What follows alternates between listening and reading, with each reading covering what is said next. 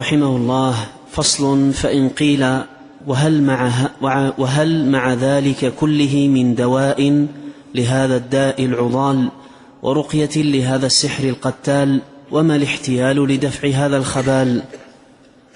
وهل من طريق قاصد إلى التوفيق؟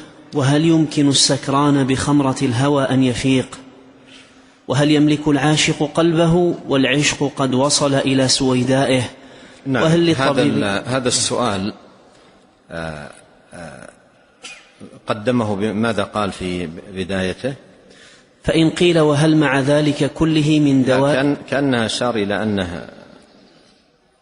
أنها عودة إلى على كل. هذا السؤال هو الذي بنى عليه الكتاب كله. شيخ الإسلام ابن تيمية الذي تلميذه ابن القيم سئل السؤال نفسه يكاد يكون بحروفه، هذا الذي ذكره ابن القيم.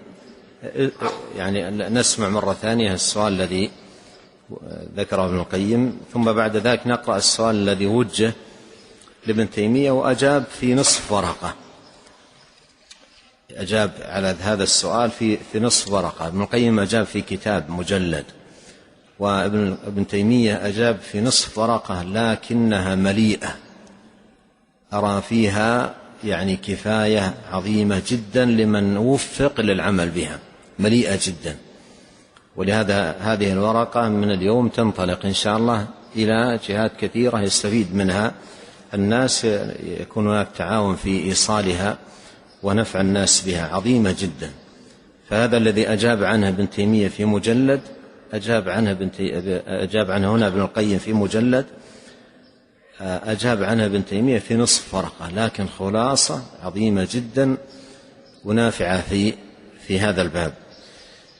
اسمعوا الآن السؤال الذي وجه لابن تيمية وجوابه عليه. سئل شيخ الإسلام رضي الله عنه وأثابه الجنة: ما دواء من تحكم فيه الداء؟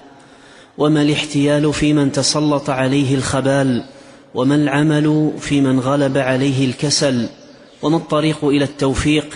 وما الحيلة في من سطت عليه الحيرة؟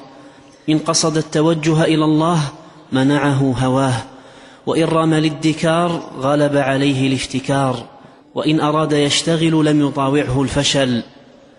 غلب الهوى فتراه في أوقاته حيران صاحي، بل هو السكران.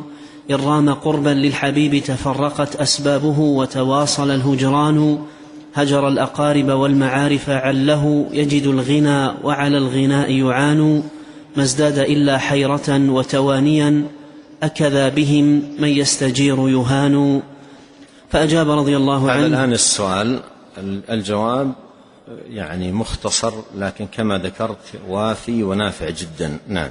فأجاب رضي الله عنه: دواؤه الالتجاء إلى الله تعالى، ودوام التضرع إلى الله سبحانه، والدعاء بأن يتعلم الأدعية المأثورة ويتوخى الدعاء في مظان الإجابة، مثل آخر الليل وأوقات الأذان والإقامة، وفي سجوده وفي أدبار الصلوات.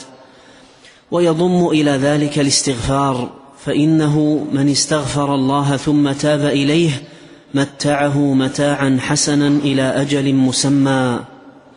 وليتخذ وردا من الأذكار طرفي النهار ووقت النوم، وليصبر على ما يعرض له من الموانع والصوارف، فإنه لا يلبث أن يؤيده الله بروح منه ويكتب الإيمان في قلبه. وليحرص على إكمال الفرائض من الصلوات الخمس بباطنه وظاهره، فإنها عمود الدين. ولتكن هجيراه، لا حول ولا قوة إلا بالله العلي. نعم. ولتكن هجيراه، لا حول ولا قوة إلا بالله العلي العظيم. يعني يكثر منها، مثل ما في الحديث: أكثروا من لا حول ولا قوة إلا بالله، فإنه بها يحمل الأثقال ويكابد الأهوال وينال رفيع الأحوال.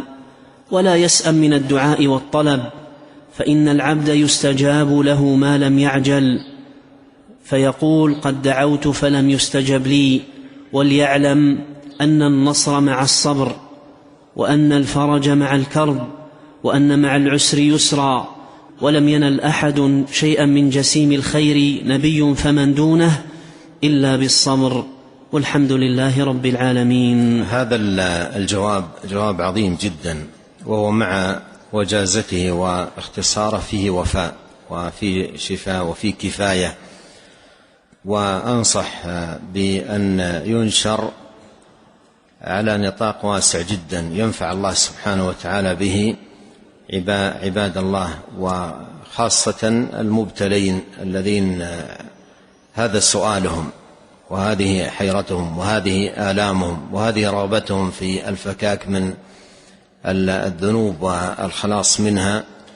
نسأل الله عز وجل أن يوفقنا أجمعين لكل خير، وأن يجعلنا مفاتيح للخير مغاليق للشر، وأن يهدينا ويهدي لنا ويهدي بنا، وأن ييسر الهدى لنا. سبحانك اللهم وبحمدك، أشهد أن لا إله إلا أنت، أستغفرك وأتوب إليك. اللهم صل وسلم على عبدك ورسولك نبينا محمد وآله وصحبه. جزاكم الله خيرا.